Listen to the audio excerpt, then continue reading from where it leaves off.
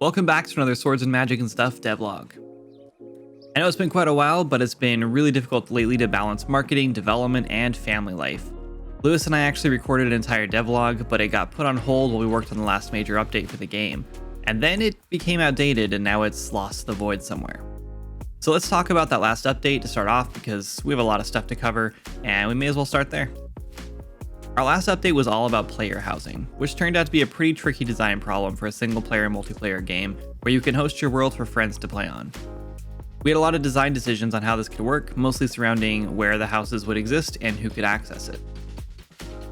Before we could figure out the logistics of the system, we wanted to really nail down what we wanted the system to look like and what it would do for the player. Ultimately, player housing is a combination of utility and player expression. We wanted players to build and decorate houses for creative purposes, but also wanted it to tie into all of our other gameplay systems to make it functional in some way. So let's break that down. We knew we wanted a system where you could place down pre-designed structures. And for more than just houses, we wanted barns, gazebos, sheds, and all kinds of other things.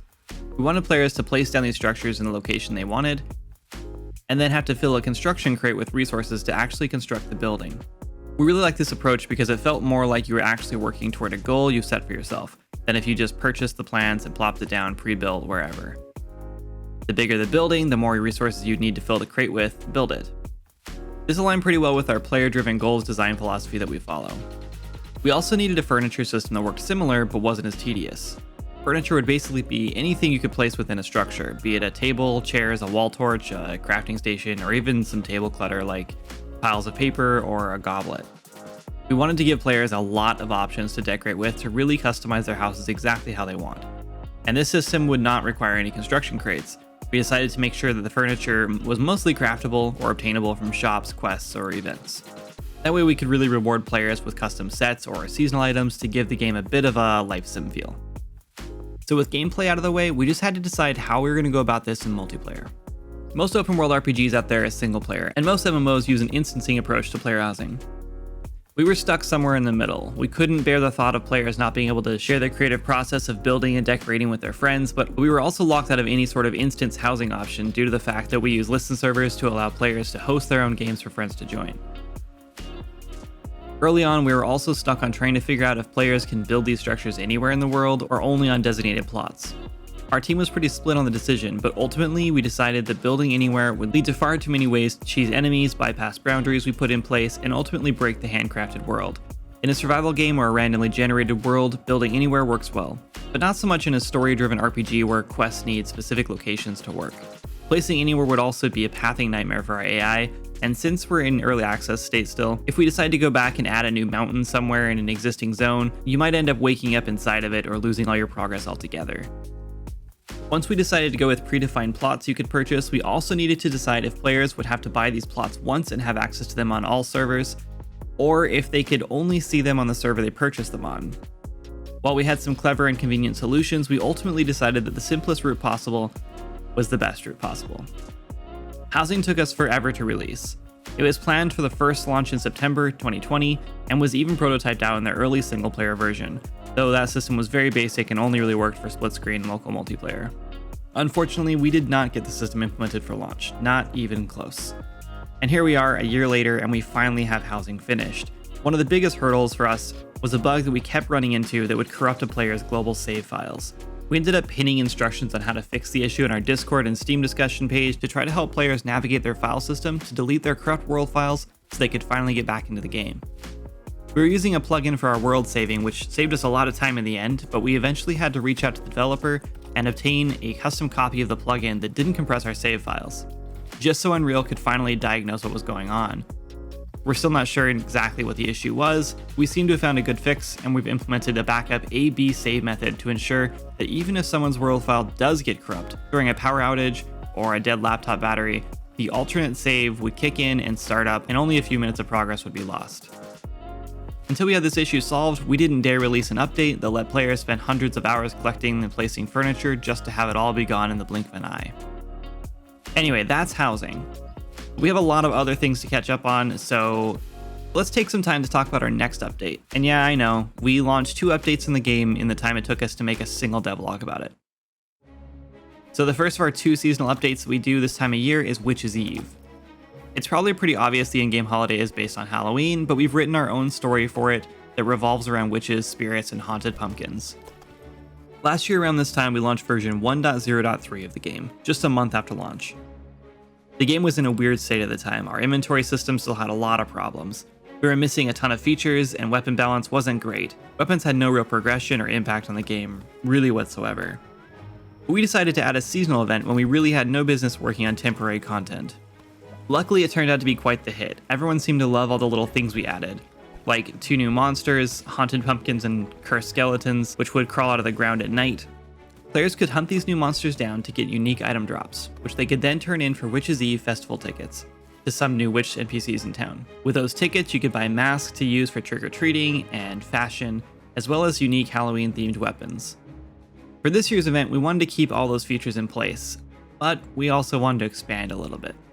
For starters, we have a whole new zone in the game to play with, where we could put the pumpkins and skeletons around, and a new town we could decorate and pack more prizes into. And we have player housing now, so we could give away themed furniture and accessories. My wife Jana designed a bunch of in-game plushes for players to collect and place in their houses, which came out super cute and are really fun to collect. We put in some scarecrow NPCs, which could give you some riddles in exchange for tickets, and a secret prize if you found them all. We now have a clothing mechanic, so you can even change your outfits, and so adding some Witches' Eve costumes was a given. But we like going above and beyond. No one on the team liked the idea of spending 2 weeks working on temporary content again. It felt like a waste of our energy if we couldn't give players something more to do even after the 2 weeks was over. So we decided to take it a step further. We added a new crafting profession into the game in the form of Alchemy. It rides on the back of our previous system, so it wasn't too complicated to implement. The most challenging part was rebalancing our existing potions, creating a ton of new resources for harvesting and balancing all the recipes. We also wanted to flip the crafting on its head a bit.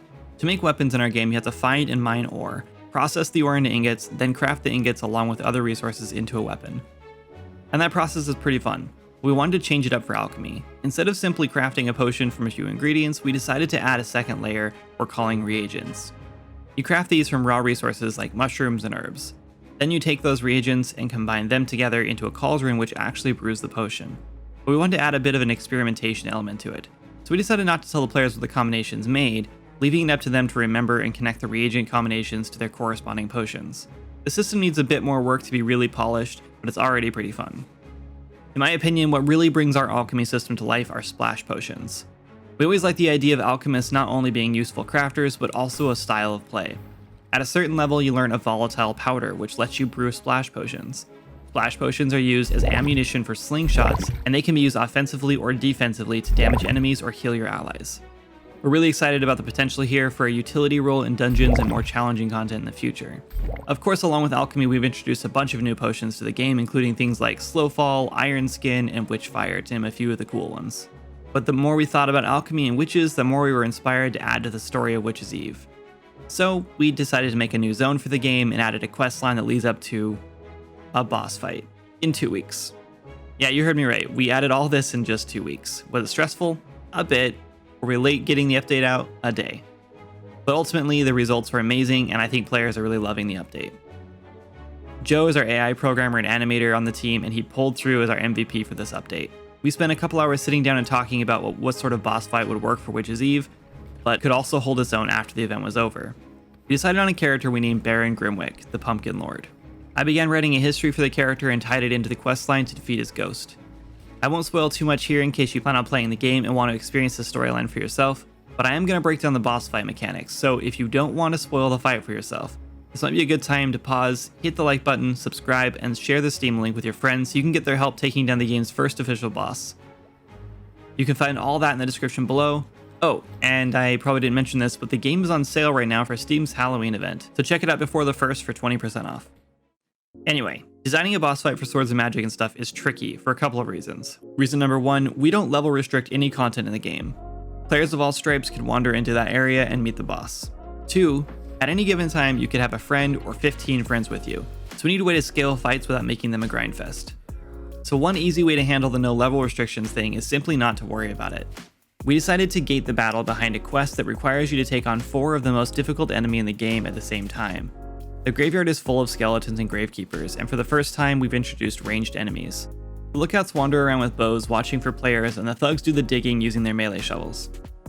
When you're spotted, the Gravekeepers shout to their friends, and these guys don't hit too hard on their own, but when you got 4 of them on you, it becomes pretty dangerous. If players can't handle this quest, they won't be able to handle the boss fight. So the boss fight takes place in a large, mostly circular arena. When the fight first starts, anyone inside the arena is locked inside, and the only way out is to defeat the boss or die, which turns you into a ghost for 30 seconds before you're teleported to the nearest resurrection shrine, locking you out of the rest of the boss fight. We as a team really like using the environment in boss fights. We think it's far more interesting than just charging at the boss and dealing damage.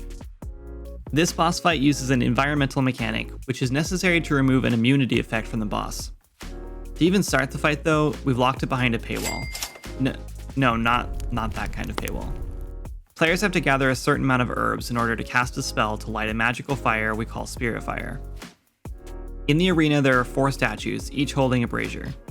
Once the Spirit Fire is lit, you have to interact with it to obtain a carryable cauldron that you then have to bring to each of the 4 statues. This carry mechanic is new to the game, and we recognize that players aren't going to be able to understand it at first. So we decided to preface the fight with the same mechanic they'll be doing during the fight, in order to teach it to them and give them some time to get used to it. The fight starts once players have lit all 4 braziers. It's split into 3 waves. The boss is a horseman with a scythe and a pumpkin as a head. Yeah, it might be a little bit cliche, but it fits really well with the game's fantasy tropes up to this point. Each phase is very similar, but adds additional attacks to the boss. First, the players must avoid the horseman as you light the braziers again, and once they're all lit, the horseman loses his head, and now you can deal damage directly to it, while it spits out ember slimes and the horseman runs around the arena snuffing the flames back out for the next round. Once you've done enough damage, the boss's head jumps back onto his body, and the cycle repeats, each time becoming increasingly more difficult as the boss begins shooting projectiles and eventually spawning ember skeletons to do his bidding. The boss fight on the surface is quite simple, yet the most complex fight we've had in the game so far, and since our players are used to more direct means of defeating enemies, we're noticing a lot of players failing the fight the first time around because they're attempting to deal damage straight to the horsemen and forgetting entirely about the braziers. We tried making it abundantly clear in the quest dialogue that leads up to the battle. We even have a cutscene that shows the braziers being snuffed out one by one, but the players just don't seem to put it together right away. We thought with only 2 points of interest in the first wave of the boss fight, players would first try to attack the Baron, and upon realizing that he was immune, they would next search for some other solution, which would lead them to the cauldron, the only other thing you can interact with during the fight. This did seem to be the case in some situations, but oftentimes, the players would die before even realizing the cauldron was still available for them to interact with. For the first boss fight in the game, I think it's actually pretty solid, and we're really excited to start experimenting with more cinematic elements in the future. Okay, I think that's our time for today. Thank you guys so much for watching and being patient with us. I hope you're enjoying the Witches Eve festivities, and if you haven't picked up the game yet, you should. It's currently on sale on Steam, and with hundreds of hours of content now, there's never been a better time to explore the game. Thanks for watching. Don't forget to like and subscribe if you want us to keep making these devlogs, and I'll see you next time. Bye.